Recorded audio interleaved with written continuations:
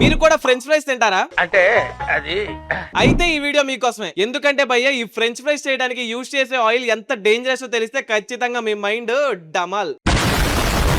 చూడండి, మెక్డొనాల్డ్స్ లాంటి companies fries ని రోజంతా ఒకే ఆయిల్ లో ఫ్రై చేస్తారు. ఈవినింగ్ అయ్యేసరికి అదే ఆయిల్ పాయిజన్ లా మారుతుంది. మరి ఈ ఆయిల్ ని పడేస్తారా అంటే, అదే ఈ పాయిజన్ ని పడేస్తారా అంటే అంత సీన్ లేదు. దీనికి వేరే మ్యాటర్ ఉంది, చెప్తా వినండి. ఈ ఆయిల్ ని మళ్ళీ బ్లాక్ మార్కెట్ లో లీటర్ 40 రూపీస్ కి అమ్ముతారు. FSSAI రూల్స్ ప్రకారం ఆయిల్ లో TPC టోటల్ పోలార్ కాంపౌండ్స్ 25% కి మించిపోయిందంటే అది స్లో పాయిజన్ అవుతుంది. దీని వల్ల క్యాన్సర్, హార్ట్ అటాక్ వచ్చే అవకాశం ఉంటుంది. గవర్నమెంట్ ఈ రీపర్పస్ యూజ్డ్ కుకింగ్ ఆయిల్ ని పెద్ద పెద్ద రెస్టారెంట్స్ నుంచి కొని ఆ ఆయిల్ ని బయోడీజిల్ ప్లాంట్స్ లో ప్రాసెస్ చేసి ఫ్యూల్ గా కన్వర్ట్ చేస్తారు. ఈ ఫ్యూల్ ని ట్రక్స్ అండ్ బసెస్ లో యూజ్ చేస్తారు. ఇదైతే మంచి బిజినెస్. పాయిజన్ లా మారిన ఈ ఆయిల్ ని ఫ్యూల్ లా కన్వర్ట్ చేసి వాడుకోవడం అంటే మంచిదే కదా. కానీ దీని వెనక ఒక పెద్ద డార్క్ సీక్రెట్ ఉంది, చెప్తా వినండి. కొంతమంది ఇల్లీగల్ ట్రేడర్స్ ఈ యూజ్డ్ ఆయిల్ ని ఇలా చిన్న చిన్న డబ్బాల్లో తీసి దీంట్లో industrial bleach powder and chemicals వేసి ఆ ఆయిల్ లో ఉన్న బ్లాక్ కలర్ ని తీసి వైట్ ఆయిల్ గా మారుస్తారు. మళ్ళీ ఈ చీప్ ఆయిల్ ని ప్యాక్ చేసి లూజ్ ఆయిల్ లాగా స్ట్రీట్ వెండర్స్ కి అమ్ముతారు. వాళ్ళు దీంతో సమోసాలు, బజ్జీలు, బోండాలు, పూరీలు ఏది కాదు అన్ని చేసేస్తారు.